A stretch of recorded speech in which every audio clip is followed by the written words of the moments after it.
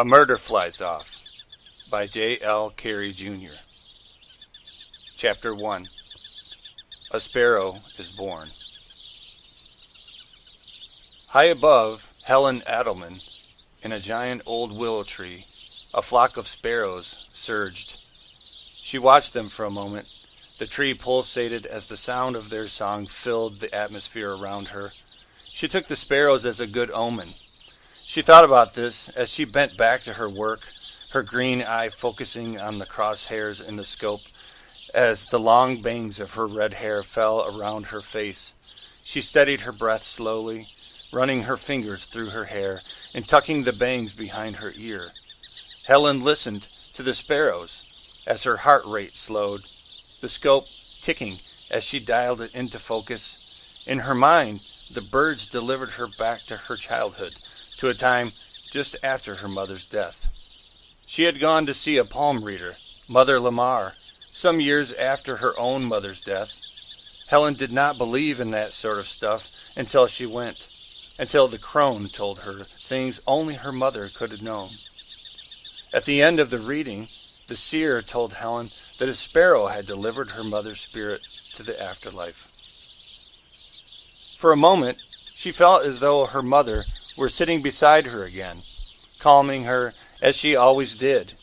She thought about the palm reading again and the look in the old woman's eyes as she described her mother in detail, and then she turned, pulling her gaze from the scope. On the shaded ground beside Helen was a list of 21 names and a photograph. She laid the cool stainless steel rifle down beside the list and picked up the photograph. It was a mugshot of a man in his 30s, Kevin Bader. His name was first on the list. She studied the picture again as she had for weeks, then set it down on the list, placing a stone on it so it wouldn't blow. There was only a light breeze, but it had already fluttered the list and the image once. She placed the stone like a marker just above his head and grinned as she thought it was a fitting gesture, and then she looked at the time on her phone. It was 10 minutes to 5. From the hill she was perched on, there was a clear shooting lane right into the parking lot, where Bader's rusty old 2000 Chevy Lumina sat. She raised the gun again, checked to see if the homemade suppressor was still tight to the barrel, and pointed it at the driver's side door. She had watched several YouTube videos on how to make the silencer, tinkering in her garage until she had gotten it right. Then she quietly waited, her adrenaline rising as the birds sang around her. Helen drifted then to that hot and uncomfortable day in June when she stepped from her home and into the stifling humidity. The entire country had been blistering from the heat, and her father's trailer had no air conditioning to speak of. But this was nothing to her. She had acclimated well with only the use of a box fan at night in her window and the occasional stall in front of the refrigerator with the door open. The maneuver was something her father failed to understand and hated with a passion. Pushing around piles of junk mail and fragmented newspaper sections, Helen checked the cluttered kitchen table a second time, just to make sure there were no bills to be mailed, looked at her father, who was passed out in the living room again, then went outside. She locked the front door as she left, then turned and let the screen door slam shut. She knew the clap of the thin metal door would startle her father, and so a satisfying grin broke on the left side of her face as she stepped from the porch and onto the sidewalk. "Hello, Helen." "Hello, Sal," she said, her smile melting as she rolled her eyes. "Your dad get some air conditioning yet?" he said, smiling as he sprayed the hose around the yard. "You know, we ain't got any air conditioning, Sal, and why aren't you at work?" she said, cutting through the wet grass towards the road. "I took second shift for a friend this week," he smiled. "We could go inside my place. I've got air in my living room and my bedroom." "I'm good, Sal," she said, stopping at the edge of the road and pushing her hand through her hair. "You know, we're not supposed to be watering our lawns right now. City ordinance." Sal tipped his free hand and gave her a "What?" kind of expression, but did it with a fat grin. "We're only supposed to use it for showers, drinking, stuff like that," she said. "I could hose you down," he chuckled, "if you'd like." "God, you're a twisted man," she laughed. "You're old enough to be my dad, Sal." "Daddies need lovin' too, honey," he laughed. "Daddies need lovin' too." "You are so gross," she scoffed, then turned and started down the road. She made it all of 2 steps before the cool water came down in a mist on her back. Helen screamed, even though she had half expected him to do it, and then she laughed, her ginger hair now shimmering in the hot sun. She gave him the finger as she laughed and kept walking. "I love you too, honey," he yelled, laughing as the hose sprayed aimlessly into the yard. He watched her move down the road, tall and slender, watched the curves of her legs and the way the sun warmed her smooth skin. Then he focused on the cut-off jean shorts and the way they hugged her. "Damn what I'd do to that," he mumbled to himself. There was sweat beading on his balding head as he watched her. He threw the hose on the ground, then gave a last look and went to the side of his trailer to shut the water off. The air conditioner rattled in the window as Sal bent and turned the spigot off. When he stood, he breathed heavily in the heat, and pulling his shirt up over his face, he blotted the sweat from his head, then dropped it back to his waist, all moist and stretched out of shape.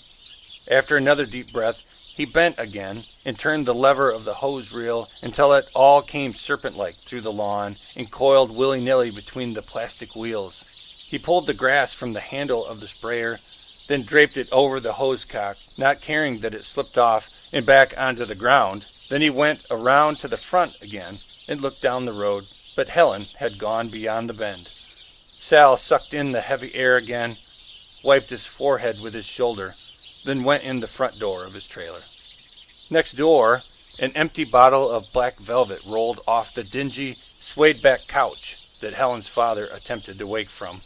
He let out a disgusted moan as he rolled to his side.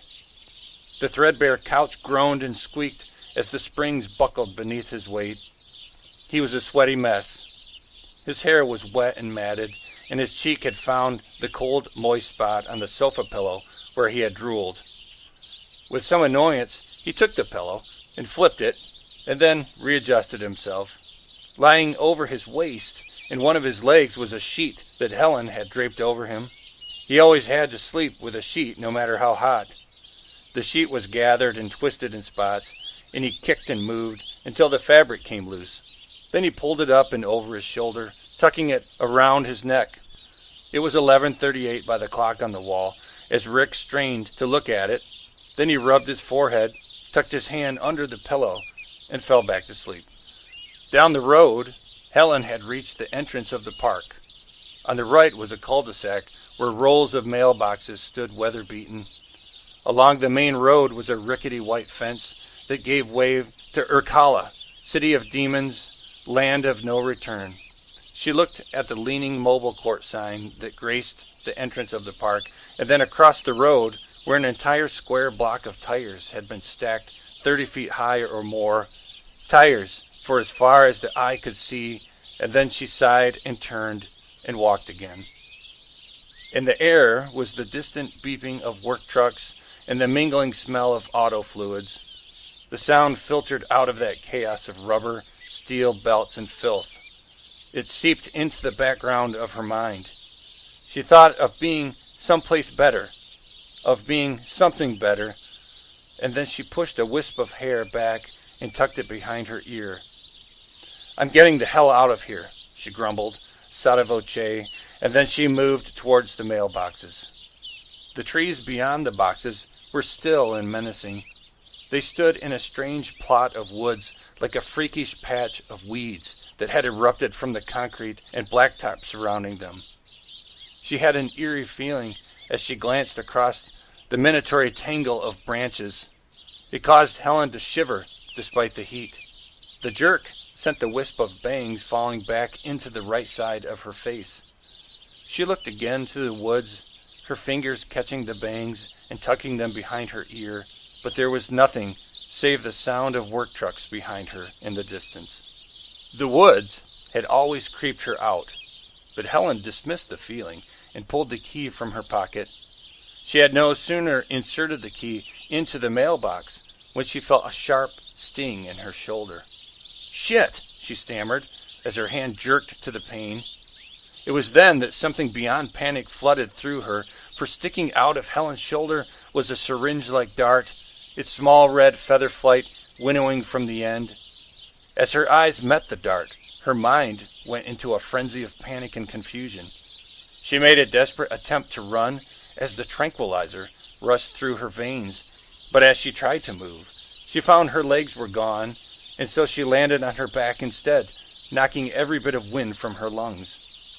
She made a sucking wheeze as she fought to breathe, her legs still trying to take her away from this, but all she could manage was to roll to her side. Through the square wooden mailbox posts, she could see a man emerging from the woods, and while she struggled to move, to scream, she could not. All of life was careening into darkness, and from her face to her toes she was numb. She felt helpless as she wept, as she gasped for air, as the man lurched towards her. Then all the world was lost. She came out of the trance when her phone vibrated. It was 4:59, but there in her sight was Kevin Bader, first on her list of known sex offenders. Her list of 21 offenders who all lived in an apartment complex just minutes from her home. She had downloaded the list from the internet. It was public record. She let out her breath as he slid the key into the door of his car, and then she fired a single shot, delivering him to the afterlife, as the sparrows rose into the air above her.